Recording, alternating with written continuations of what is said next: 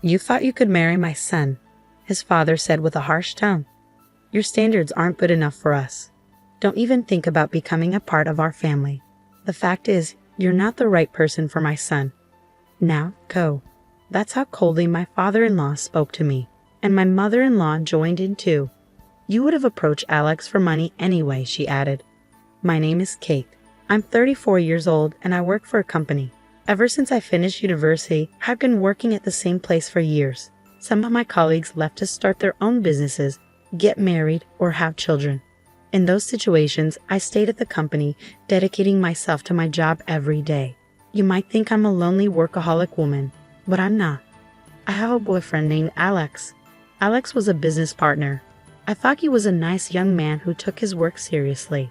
After working together several times, we started to like each other. He confessed his feelings for me, and we began dating. It's been a few years since Alex and I started dating, and now we're even engaged. But if you ask me if I'm not worried about marrying him, I have to admit that there are some things that concern me.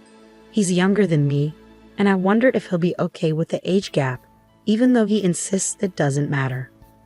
By the way, Alex's father owns a business, and Alex himself works for his father's company.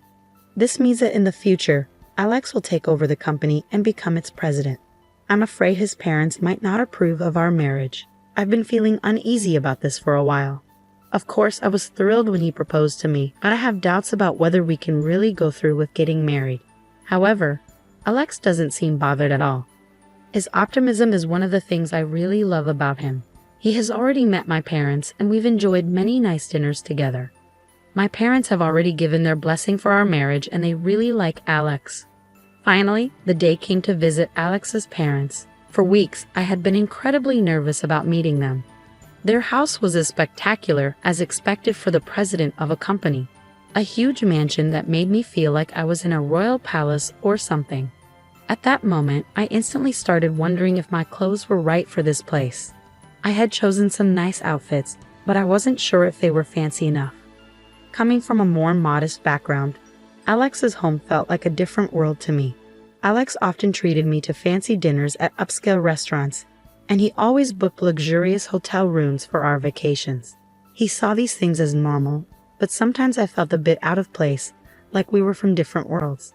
Despite this, he never imposed his values on me, and he never flaunted his wealth. I don't judge people by their money. I fell in love with you because of your personality and your inner beauty. At first, I questioned why a younger, handsome man like you would be interested in me. But your kind words reassured me that you truly accept me for who I am. Because we love each other deeply, inside and out, Alex and I are planning to get married. I feel like I've found an amazing man, and I really hope your parents approve of us. Don't worry, babe. I've already talked to my parents about you, he reassured me. Then the front door opened, and his mother greeted us warmly. "Welcome, you must be Kate." "Yes, I'm Kate. Nice to meet you," I replied. His mother gave me a quick nod and ushered us inside. The living room was enormous. Alex's father was already there, seated on a large, luxurious sofa. I felt a sudden rush of nerves. Meeting his mother had made me anxious enough, but his father seemed even more intimidating, fitting for the president of a company. "It's a pleasure to finally meet you. My name is Kate. Thank you for inviting me today," I managed to say, my voice trembling slightly. Alex looked at me and smiled reassuringly. "Don't be so nervous." But his parents weren't smiling. Their gaze was cold and unwelcoming. I could feel myself tensing up. "Please have a seat," his father instructed, gesturing towards the sofa. The atmosphere felt tense, almost like a formal interview. "Well," I started nervously, but his father interrupted me as soon as I sat down. "No," he said abruptly, and his mother nodded in agreement. "Hey Mom, Dad, what's going on?" "Why are you saying no?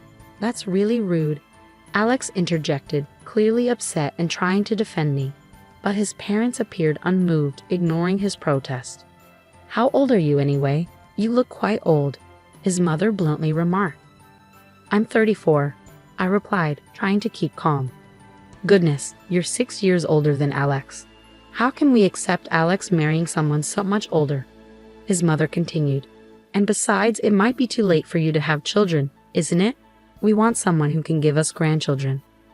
Personally, I think Alex should marry a younger woman, younger than him, she added, her voice cold and dismissive. I had expected them to bring up my age. And you're still single at your age. It makes me wonder if there's something wrong with you. Maybe you're too picky or have a difficult personality, his mother concluded. Mom, what are you saying? Kate is an amazing person with a great personality. Alex defended me once more. Then why haven't you been married before? His mother's sharp question pierced the air. Excuse me, I said firmly, feeling compelled to explain. I know I'm a bit older to be getting married now, but I love my job and I've always wanted to focus on my career. That's why I didn't get married until now. It wasn't until I met Alex that I realized I wanted to settle down. I felt overwhelmed by the pressure from his parents. Despite my efforts to explain, their attitude remained unchanged. Shouldn't you be working harder? Your company isn't that big. Even if you work diligently and get promoted, the pay must be quite modest, isn't it? His father criticized. I think you should consider making yourself more attractive as a woman. Maybe some cosmetic enhancements could help. His mother added bluntly. Honey, that's too direct. Alex interjected, trying to soften the mood, but his parents chuckled dismissively. I was shocked and hurt, unsure of how to respond to their harsh comments. You thought you could marry my son. Your standards don't match ours. Don't you dare dream of joining us. Anyway, the point is, you're not the right person for my son. Now, leave, his father coldly stated. His mother joined in, saying, You would have approached Alex for money anyway. I don't know how you fooled my son, but you can't fool us too. That's enough. I finally snapped. You can say whatever you want, but it's my life. I'm going to decide whom I marry. Alex tried to defend me, but I stopped him. I see. I understand your feelings, but it's incredibly rude of you to say such hurtful things to me, especially since we just met, I declared firmly. I don't care about wealth. It's not important to me, but if I were to become rich, I definitely wouldn't want to be like you. With that, I stood up. We don't need to continue this conversation, I said, walking out of their house. You've got to be kidding me. Don't you dare insult us, you beggar. We'll never allow you to marry my son. I don't want to be related to people like you anyway, his father shouted after me. Ignoring his words, I left in frustration. Kate, I'm sorry. I never expected my parents to say something like that. It was really hurtful. Alex apologized earnestly. But maybe this is a blessing in disguise. Getting married under those circumstances would have been even more stressful. Anyway, I'm cutting ties with him. I won't be taking over my dad's company, and I'll be resigning from that job too. Don't rush into such big decisions, I cautioned him. I'm not rushing. I truly love you, Kate. We didn't get together for money, so leaving the family home shouldn't be a problem, Alex assured me. Well, that's true, but let's go to your parents' house and talk to them, Alex suggested, holding my hand as we walked.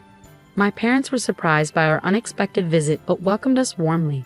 Over tea, we explained what had transpired. My father listened quietly. Alex, your father's company is Space C, correct? And his name is Patrick Smith, my father suddenly asked. Yes, but why do you ask? Alex responded, puzzled. I see. Just as I thought. How about we go visit your parents right now? My father suggested. Dad, what's going on? Because they said they wanted to see her face, didn't they? Let's go show them a face, then, my father said firmly. My father wasn't one to usually stir up trouble, so I was taken aback, but he seemed resolute. We had no choice but to go along with him. So we found ourselves back at Alex's parents' house once more. This time, it was Alex's father who answered the door, not his mother. You again. I won't forgive you, no matter how many times you come back, Alex's father said sternly. Whose daughter do you think you were speaking to, Patrick? My father retorted, raising an eyebrow. It took Alex's father a moment to recognize something. Mr. Anderson, is that you? You finally remembered. Yes, she's my only daughter. We had her later in our marriage, my father revealed. By the way, how dare you insult my precious daughter? Have you forgotten what I did for you 3 years ago? No. You see, when you were arrested for smoking, drinking, and even caught shoplifting, I covered for you and gave you the chance to turn your life around, didn't I? I did everything I could to help you get a decent job. Didn't I teach you that no one can succeed alone and we all need to support each other? And yet, as soon as your company became successful, You forgot all that, didn't you? Hi. I apologize for that. Alex's father suddenly appeared vulnerable, a stark change from his earlier demeanor.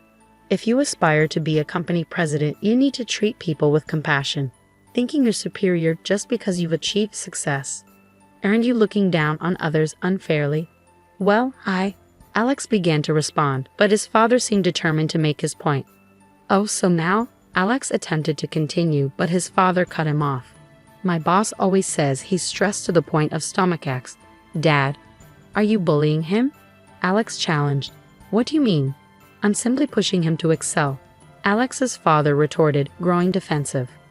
Just when I thought you were finally seeing the bigger picture, you revert to your old ways. You're really difficult to deal with, Patrick. Alex expressed frustration. First of all, apologize to my daughter before you insult her, my father interjected firmly. Yes, I am sorry, Kate. Alex's father apologized, lowering his head to me. It seems the master-slave relationship ingrained in our minds since school days is hard to change. I reflected silently. Honey, you should apologize to her too. Alex's mother added, also bowing her head. I felt relieved that Alex's parents apologized to me. Hey, I'm leaving this house and quitting the company, Alex suddenly announced. At that moment, Alex's parents were visibly alarmed. Wait, if you leave, who will take over your father's company? You're our only hope, they exclaimed. I'm tired of being controlled by you in everything. I'm going to start my own company and see how far I can go on my own. And I'll marry Kate, as I promised. Thank you for everything, Alex said firmly, bowing his head as he bid farewell to his parents. They were stunned, their faces turning pale, but we left them behind nonetheless. My father had been a high school teacher until he retired. I had no idea that Alex's father had once been one of his students. Curious, I looked up the company Alex worked for on their website, and there was Patrick's picture. At first, I was proud to see that one of my former students had achieved so much, my father reflected. But it's easy to get caught up in wealth and lose sight of what truly matters.